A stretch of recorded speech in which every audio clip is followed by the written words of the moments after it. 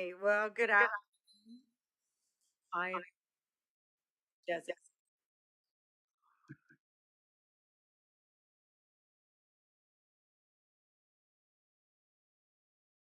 Hello. Hey. Okay, perfect. All right. I'm going to chair the Section 16 Land and Building Committee meeting of the St. Mary Parish School Board on June 29th, 2026 at 4:30 p.m. in the Evan Medines meeting room.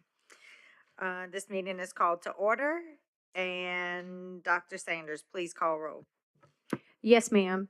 Mr. Parody, Mr. Guillory, Mrs. Jones, Ms. LaSalle, Mr. Mancuso. We have a quorum. Thank you. Under new business, discuss and or take action regarding facilities planning considerations. Dr. Sanders, or is it Mr. Reed? Who's going to take it? You? We'll kind of go back and forth. I'll introduce it. So we call this meeting for the committee today to present a proposal to you all for some facility transitions that we would like to do. Um, we've sort of had our thoughts put together and our brainstorming for what would be a really good use for our old Franklin um, Junior High School facility. We already use it for tons of professional development and other events that we have in the school system. And we would also like to propose that we move our current alternative program into the vacated former Franklin Junior High School facility.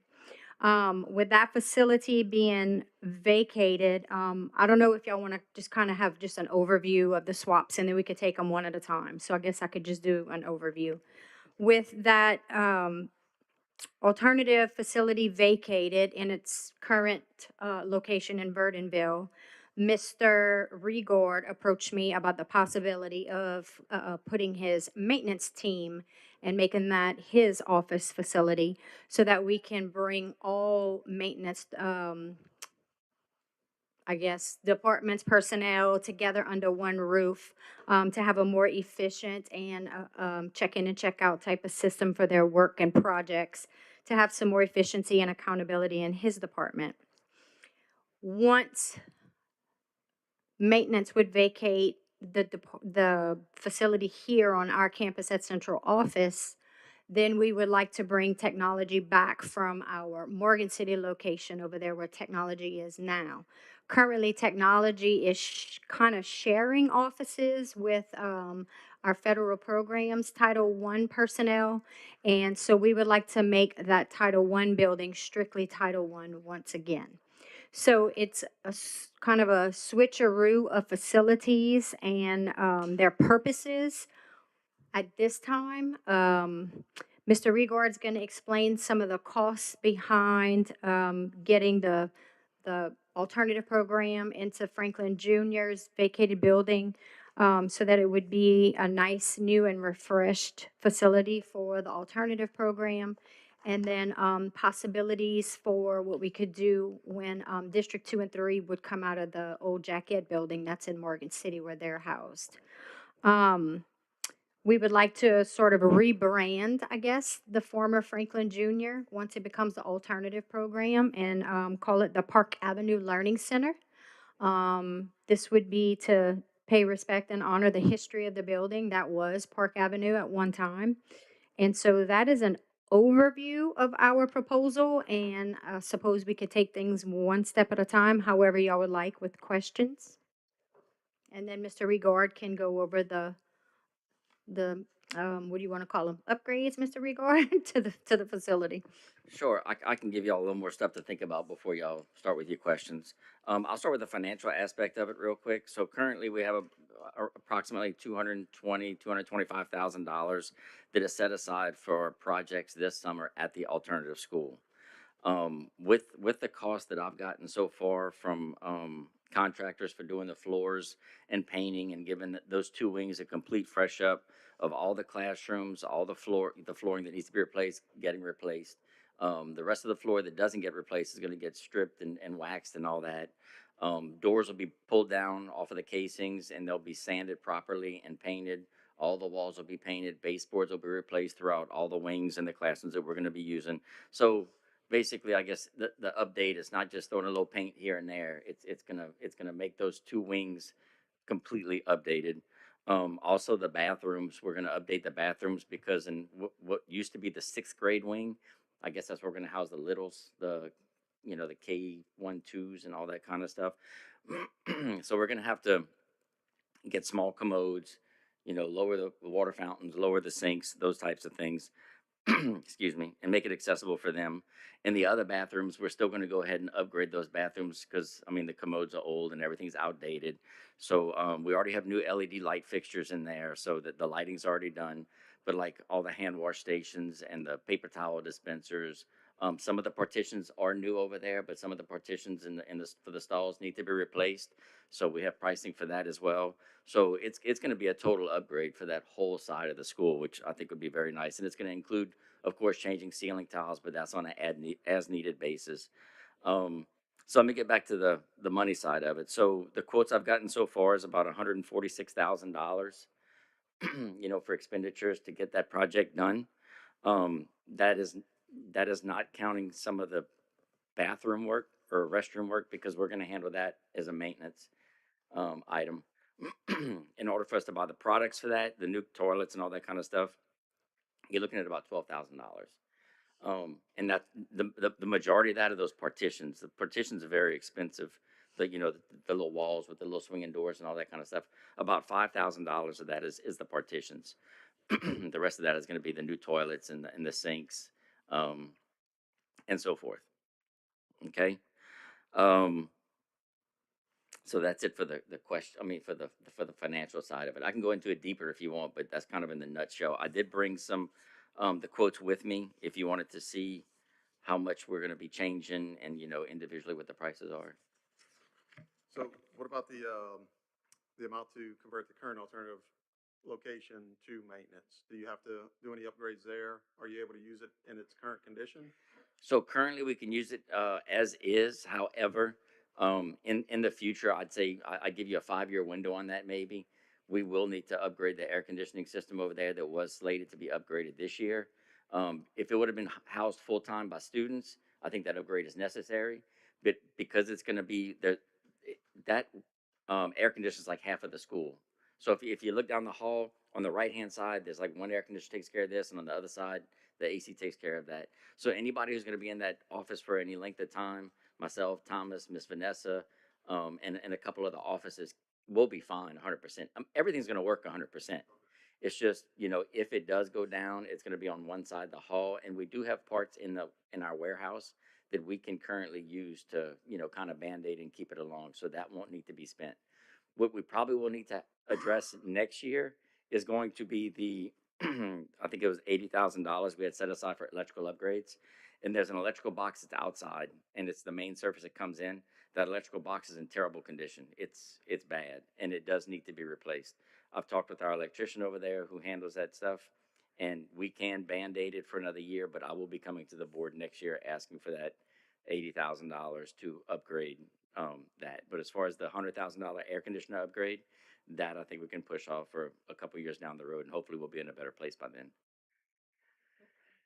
So, to be clear, the money that we're that we had approved earlier in the year for the alternative school, that 228,000 is now gonna be applied, Sorry, helps Elodie. is now gonna be applied to the new Park Avenue Learning Center? Yes, sir. Those funds will be, so is there anything we need to do? Because we made a vote on that, right? So I'm assuming we're gonna have to vote on that again and approve those funds to be transferred to the new learning center, I would imagine? Right? I would think, because that's on record, because that's what we were gonna do with that money, Yeah, right?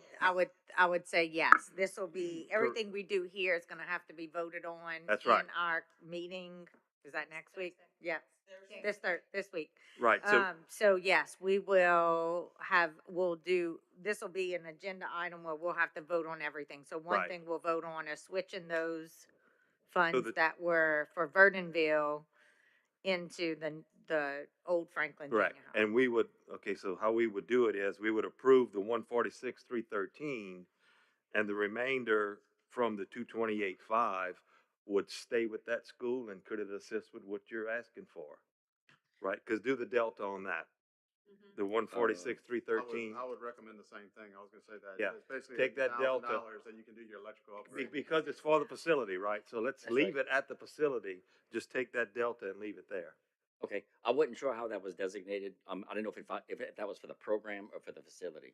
But so the Because, facility, okay, It's usually for the facility. We Correct. split it three ways for like special services, central office, all the other buildings. We split three ways in our maintenance committee. So if we can just get something like a summary typed up to get in our board packets that indicate this is what would be needed to be transferred to the Franklin Junior High building.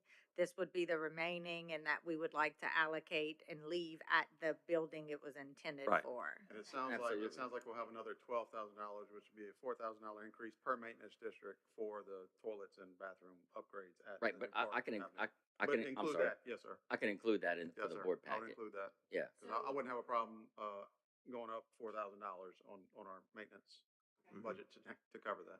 So y'all would need just a summary of the financials for that correct. to That's help what I would them, recommend. to Yeah, kind just of help the break it meeting down go of better? where those Okay. monies will go, and we Okay. can vote on Right. that at the. That way it can be tracked 10 years from Yes. now. No, 100, I agree You with know, that. we can go approved this back for and- there. When we're gone, get hit by a bus, somebody can look, okay, now I see what they did. We always go back in the minutes for Right. any historical information, so I think it. Make sure that money, Yes. you can follow it all the That's way right. through. Okay, if there's an audit or something like that, we're all got our behinds covered. Okay, cool. So I just have a question also, with the upkeep of yeah, with the upkeep of the Franklin Park Avenue Learning Center, all five maintenance department will be a part of this now? Okay, All three. three, I'm sorry, three. Yeah, all our maintenance Right, districts right. still put in. Okay, that's what I wanna make sure. That's something else we will have to put on our minutes. So there was one more concern, and I think I spoke to you on the phone about it, about the maintenance, departments moving to that particular area in that neighborhood. I don't know if any of you guys have been there. Have you done an assessment on the security of that area, the fencing and whatnot? Because we're gonna have a lot of trucks parked and that kind of thing, right? To keep an eye on all our gear there. so the fencing that we currently have mainly goes around the park that's next door to it, the open field. We don't have a lot of security as far as the parking lot and all that, where we'd be parking the vehicles, so we would have to put up a chain link fence or something. Okay, and that's what I'm getting at. So Yeah. is that an additional cost that we're not seeing here in that 146, 313 to make it suitable for your use? Well, that Well, I would be, mean, the delta between the, yeah, that would be, 225. used from the monies that y'all are That's gonna left leave over? for the facility. okay, to improve that facility to where it can be secure and there's no vandalism that takes place. When you start leaving trucks and trailers with lawnmowers and Yes, sir, that kind of thing in the area, we want to make sure that none of that stuff gets messed up, right? that's right. Okay, cool. I mean, we have everything in the same type of vulnerable situation at the other facilities that we have, and I don't think we ever really had to deal with that. Not, I mean, not in recent history anyway. I mean, they see the sticker, it's a St. Mary Parish vehicle. They know all of our campuses are covered with cameras, so we do have that. The sheriff's department goes by regularly, and each of the police departments too. They're constantly doing their rounds for all of our facilities and schools. So I don't know if that's like an immediate need for, I hate to say, like, I feel like we could put some trust in all of our communities that wouldn't happen. You know what I mean? Just not to have that expense unless we see there's a need for it. I don't know. I don't know how y'all feel about that. Um, Personally, for me, I prefer him to go ahead on and do the fencing, because like times are getting hard for a lot of people, we just don't know, so Maybe I just do it. Look into what it would cost. Yes. Do an assessment with our law enforcement partners, maybe just ask them their thoughts on it, what we're gonna be keeping there, because it is gonna be different than just daytime, people Yeah. parking there. And they know that Sleeping area better overnight. than anybody as far Yes, as crime and vandalism goes, right? And any liability on our part, And we we'd do- be covered. We do have the cameras already established there, Yeah. so that is helpful, Yeah. but. Even if it's I just agree a with small area where you park that kind of stuff. Right. I wouldn't fence in the whole thing where you gotta open the gate just to go to work. Correct. But if you're gonna park equipment and stuff, maybe have an area designated, that, we can keep it safe. And you know, Keep if, kids from climbing on it, cause you the got a park liability. right next door and they're climbing on stuff, Yeah. right? That's right. So. And think if y'all are about that. concerned about the cameras, there's always a NOLA project. You know, we could put, maybe see about getting one of those cameras on the street where it's visible. But, but Honestly, I'd rather the fencing, Yeah. you know, I'd rather the fencing, agreed, security fencing. agreed. We do that here already, right? We do that at our other facilities, so just make sure that it's secure.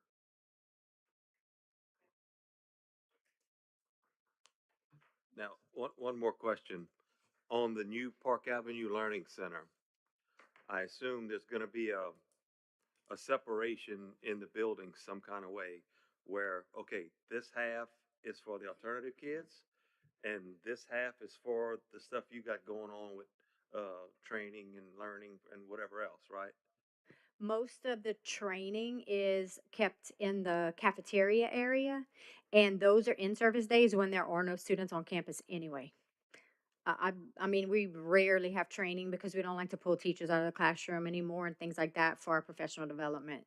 So, if there is that rare occasion where we have a training on the same day where there would be students there, that's all contained to the cafeteria area. There's its own exit, and so the hallways or like the gym separates pretty much where the wings of the classrooms are from where the cafeteria area is.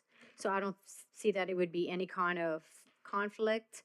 And then there's still those old fashioned pull down gates that we used to have a long time ago for whenever you have like a basketball game or whatever, and those work in that school like they're functional.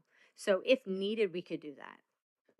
The only other area of concern regarding those that I saw was at the sixth grade wing, all the way in the back. It is open all the way to the side where we store some of our ceiling tiles and stuff like that. And you can get those gates instead of the ones that pull down from the top. There are some that mount to the walls, and you know you just pull from one side to the other.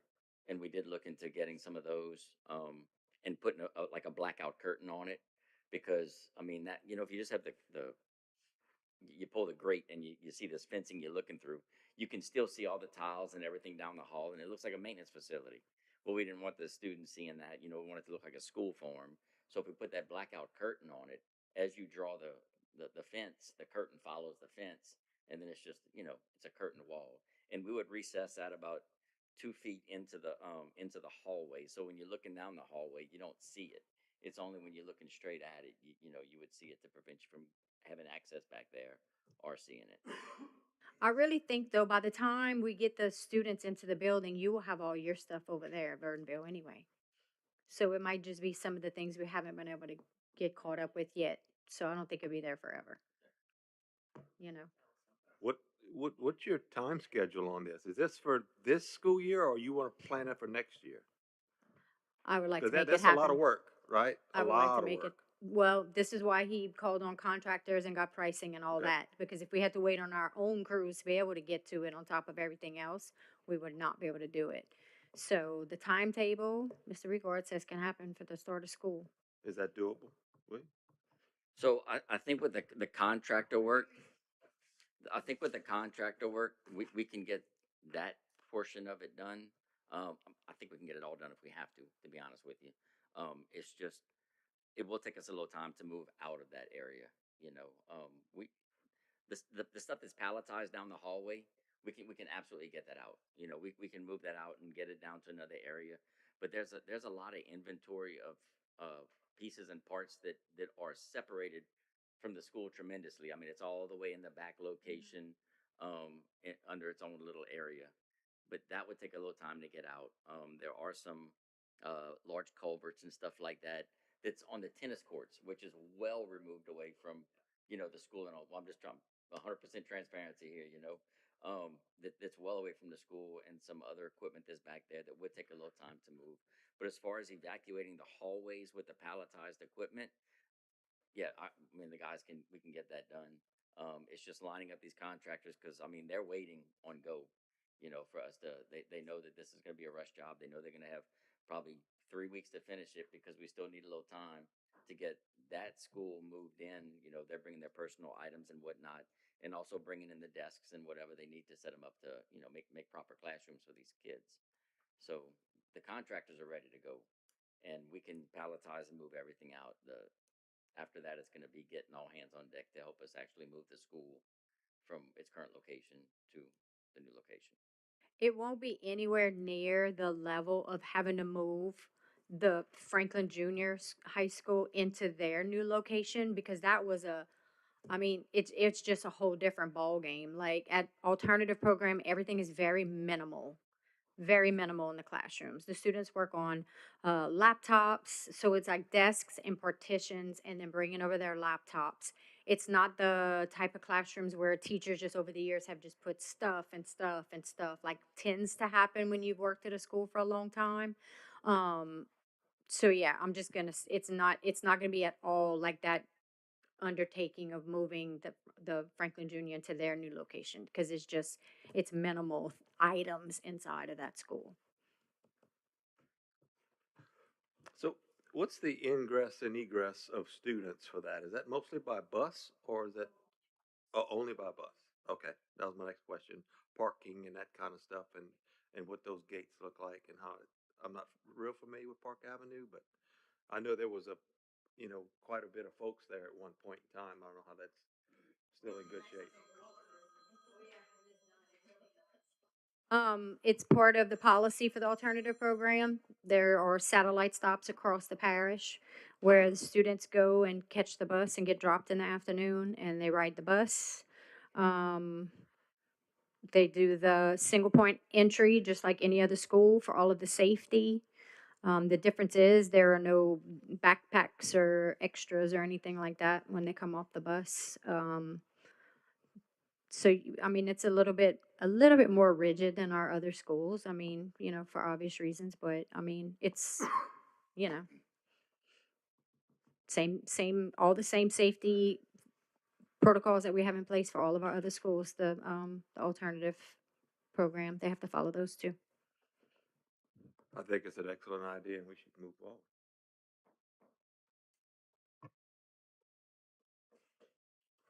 Okay. Questions, I mean, is that everything on Park Avenue for right now? I mean, you'd like to talk maintenance now? So I noticed in the summary here about the Jaquette facility and kind of moving that, also consolidating, I guess, with the maintenance department at I guess we'll call it the Burtonville site. What's currently going on at Jaquette, if you don't mind? I mean, just to let everybody know. So that's the District 2-3 maintenance facility. Same thing that's happening at Old Franklin Junior is what's happening over there. We have a foreman over there who's responsible for we send them the jobs that need to be completed for the day, and then they hand the jobs out to the different, where the grass cutters, maintenance techs.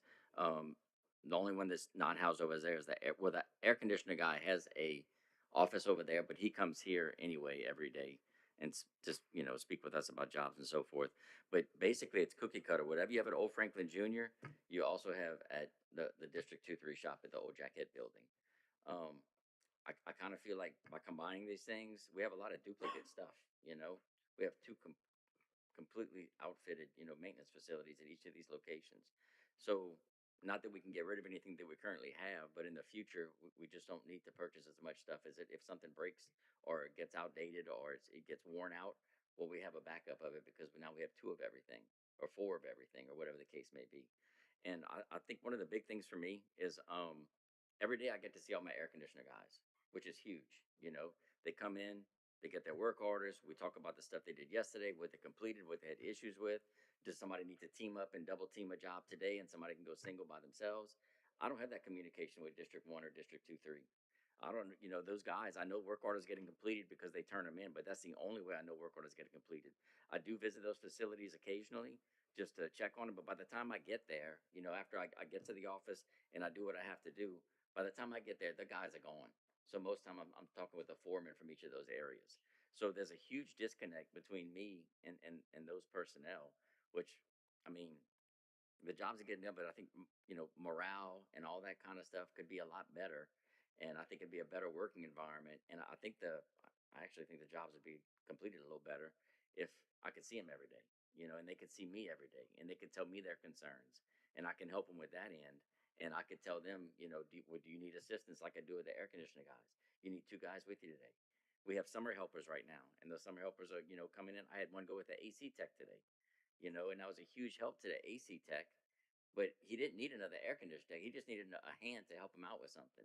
And so when these guys, like on rainy days and so forth, when our grass cutters can't cut grass, we find work for them to do, random stuff. Go paint a hallway, go clean this, go do that. Well, this way we could actually utilize them, and we can pair them up with somebody who's going, you know, maybe work on a door or something like that, where instead of putting two maintenance techs on that, where I could send a maintenance tech, you know, that knows something about plumbing over here and send the guy to work on the door over there. Well, on those days, I could utilize my grass cutters, and I could say, hey, why don't you go help him with that so he can go handle that plumbing job. So I just think there's a lot of utility that we're wasting by not having these facilities together. Because honestly, District 1 thinks District 1 works for District 1. District 2-3 thinks District 2-3 works for District 2-3. Even though, you know, they're all paid communal out of everybody's pot. They feel this is my spot, that's your spot. And that's how it's been for years. And I kind of like to break that because sometimes District 1 might be in decent shape and District 2-3 might be, you know, pulling their hair out. Well, then I could allocate more personnel to District 2-3 to go help that. And vice versa, you know, in the case of where District 1 is pulling their hair out and District 2-3 is like, hey, don't say nothing. It's kind of quiet right now. Well, guess what? It's not quiet in District 1, so let's go give them a hand. Fair enough. No, so better efficiency, better utilization of your people. Yeah. No, that's good. So the one thing I would say, it listed about, no need to keep it and would be able to advertise it for sale. I'd put that on hold. I don't want to approve to advertise that for sale at this time. I'd like to talk to, especially the city councilman of that area, get some of their feedback first before we just kind of put it on the market. So whatever happens here or in our regular board meeting as far as approvals of all these changes, I don't want that to be a part of it. I would not recommend to put that up for sale at this time. So can you explain that further? What's your reasoning behind that? I want to talk to the city councilman of that area and see if they maybe For- have some potential Okay. ideas to use it, things like For that. the city of Morgan City? City of Morgan City, maybe some community leaders there. I have not gotten any feedback on that. We haven't talked about that. So maybe they have some ideas that I don't know of. I'd like to have that opportunity. I'm not saying that it's not a item that could go up for sale. I'm just saying, give me a little bit of time to investigate that, see if, If they're bringing that money, I agree. yeah, so, but, you know, maybe we can do something under cooperative endeavor agreements or MOUs or something of that nature that could better benefit that area rather than just putting it up for sale. I'd have to look at the zoning. I'm not exactly sure of the zoning of that area completely. I think I know what it is, but I'd like to run those traps before we say, hey, we're just gonna put it out for sale. Right. Okay. Or before we just say, hey, you know, you guys can have it or whatnot. No, no, That no, that no. would be a, No, that's, Okay. no, that's, I just kind of want to get some feedback first. I don't want to say this is Right. the direction we're headed today, right? Without, Yeah. that's actually the first, I mean, I apologize, first time I read that Yeah. statement, Yeah. so. I think So- it's just like as a courtesy, Right. to hey, look, Yeah. this is what's kind of on the table. Yep, And if need be, I can create another little memo or something that tells you like the state of the infrastructure at that building. that'd be wonderful. Yeah, Because- and I'd actually like to go look because at it there- myself. there are too. some Whenever we have some issues. time, maybe I can meet with Sure. you over at that facility. Because That's there are, that's one that I've neglected to actually go see, honestly, because Yeah. it's always just been maintenance. yeah, We've been focusing on schools, right? So, there are a few issues, you know, with some of the stuff, like as far as the air conditioning and stuff like that. but there's a lot of area. There's a It's- lot of area. It would be an over there. amazing community. There's a full kitchen back there. There's still a stage. There's a big Yeah. commons area. There's a big classrooms down field both that, you know, sides. associated Oh, there's a with it. huge field Yeah. behind it. So a lot of potential. So I Yeah. don't want to just kind of haphazardly run into that. That's kind of It- what I'm saying about it. It'd be a great location for a community center or something like that. Council on Aging is looking for a building in Morgan City because the roof collapsed on them. Yes. We just had a meeting the other day. Nice one. Yeah. That's money to come. Yes. So just Or a nice- clarification, so you want to make sure the maintenance department will all be moved in Cynthia School, or Trinity School, everything. I'm sorry, baby. Yes, ma'am.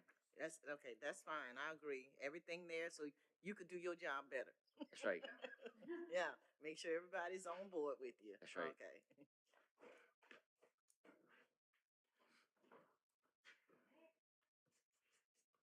And then, well,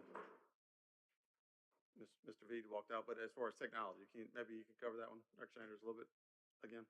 So technology is in so many different of our operations across the district.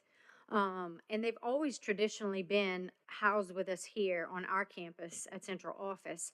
So there's a part of HR and payroll and accounting, and they help us with the data and like just so many pieces that we're consistently calling them to come over here to help us work on projects anyway. And even with our bus routing system and things like that. So it's just better for us if we have that department on our campus that we work so closely with in all of our things, you know.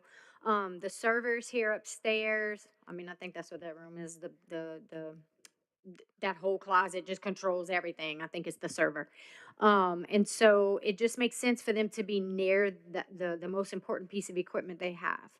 And so going into the maintenance department that Mr. Rigord and his team would be exiting, there's office space in there for those who do need an office. And then there's room for the techs to set up, and we have storage out there too for all of their equipment. So it just kind of makes sense to bring them back over here with us. And then MOC, our designated Title I building, could be strictly Title I, not, well, federal programs. So, Fair enough.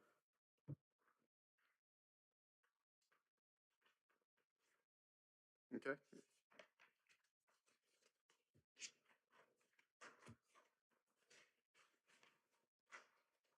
That's all I got, Miss President / Chairman.